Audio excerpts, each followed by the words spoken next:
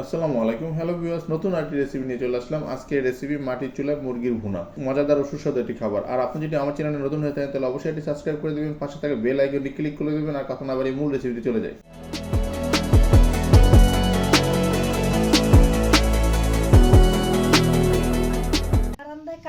আমি একটি মুরগি কেটে ভালো করে ধুয়ে পিস পিস করে নিয়েছি। পরিমাণ মতো সয়াবিন তেল দিয়ে দিচ্ছি, এলাচ দারচিনি দিয়ে দিলাম,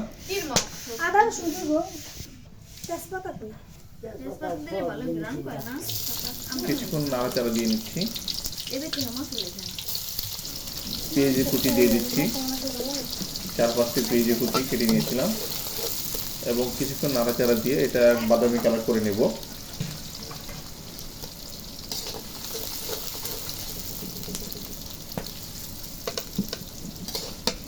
লবণ দিয়ে দিচ্ছি স্বাদ মতো।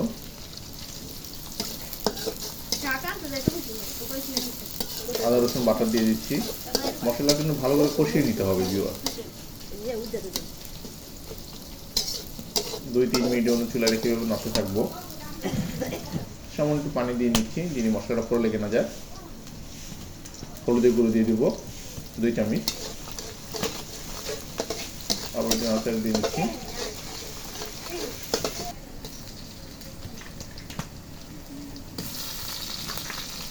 মরিচের গুঁড়ো দিয়ে দিচ্ছি পরিমাণ মতো। আপনি যে পরিমাণ ঝাল খান ওই পরিমাণ দিতে পারেন। সামান্য একটু পানি দিয়ে দিচ্ছি মশলার সাথে। টমেটো দিয়ে দেবো 4-5টি, এটাতে একটু স্বাদটা বাড়াবে মুরগির, তাই 4-5টি টমেটো কেটে দিয়ে দিচ্ছি।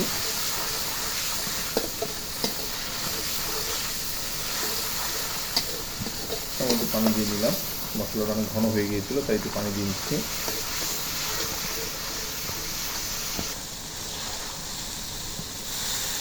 দেখতেই পাচ্ছেন ভিউয়ার্স কীভাবে মশলাটা আমি জাল দিয়ে একদম কষিয়ে নিচ্ছি।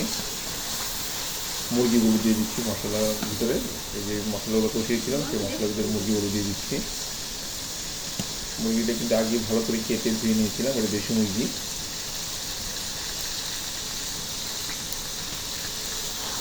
শুকনো গুঁড়ো মরিচ দিয়ে দিচ্ছি কয়েকটি, একটু না দিলেও পারেন আপনারা। আলু দিয়ে দিচ্ছি। আলু আমি 3টা আলু কেটে নিয়েছিলাম, খুব কম আলু দিচ্ছি কারণ যেটা এটা আমি ভুনা টাইপের করবো, তাই আসলে আলু ওইভাবে দিইনি।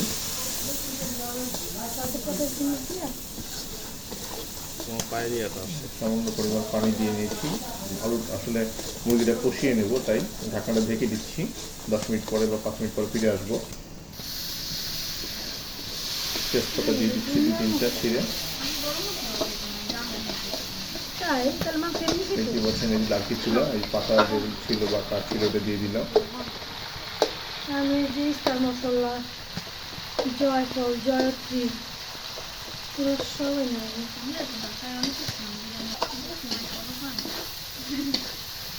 না ওই জয়ফল জয়ত্রী আমি গরুর মাংস দেবেন, স্টার মশলা আমি এগুলো গুঁড়া করে রাখবো। লার্কি চুলার তরকারি কিন্তু খুব সুস্বাদু হয়। আপনারা যদি লার্কি চুলা যে তরকারিটা পাকাবেন সেটা কিন্তু খুব মজা হবে খেতে। আমরা সাধারণত ঢাকায় গ্যাসের চুলা পাকাই, তাই গ্রামের যে লার্কি চুলা সেই স্বাদটা অনেকটা ভুলে গিয়েছি।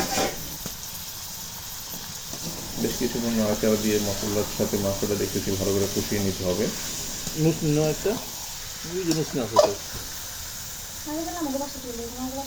এখন পর্যাপ্ত পরিমাণ পানি দিয়ে দেবো।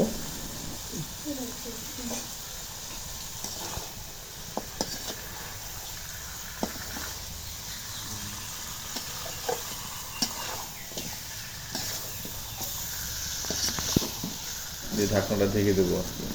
ঢাকনাটা তুলে নিচ্ছি, 10 মিনিট পরে ফিরে আসছি। কিছু কাঁচামরিচ দিয়ে দিলাম, আবার ঢাকনাটা ঢেকে দিচ্ছি। আর কি দিয়ে পাতা দিয়ে আগুনের জালটা বাড়ানোর চেষ্টা করছি। এখন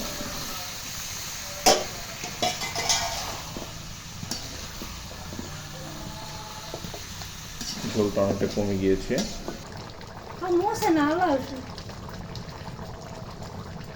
বাবি দেন তো বাবি দেন তো আর শুনেন আলুটা টানবো না আবার। আরও ঠিক 10-15 মিনিটের মধ্যে চুলায় রাখবো। আমার তরকারিটা হয়ে গিয়েছে, পানিটা অনেকটা কমে আসছে, মুরগির আসলে যে মুরগির মূল কষা সেটা কমপ্লিট হয়ে গিয়েছে। আমি এখন চুলার থেকে নামিয়ে এটা অন্য একটি পাত্রে ঢেলে রাখবো।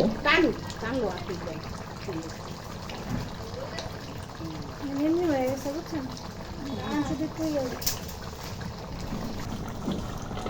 দেখতেই পাচ্ছেন ভিউয়ার্স, আমার রেসিপিটি কমপ্লিট হয়ে গিয়েছে। কিছুটা ঝোল রেখেছি, আলুতে এই ঝোলটা খেয়ে ফেলবে। এবং আমরা একটি পাত্রে ঢেলে নিচ্ছি। এবং আপনি যদি আমার চ্যানেলে নতুন হয়ে থাকেন তাহলে অবশ্যই একটি সাবস্ক্রাইব করে দিবেন, পাশে থেকে বেল আইকনটি ক্লিক করে দিবেন, কমেন্টস করবেন, বন্ধুদের সাথে শেয়ার করবেন। সামনের সপ্তাহে কোনো আরেকটি রেসিপি নিয়ে চলে আসবো। আজকে আমি আপনাদের কাছ থেকে এখানেই বিদায় নিচ্ছি। খোদা হাফেজ, ভালো থাকবেন। তুমি রান্না করবা?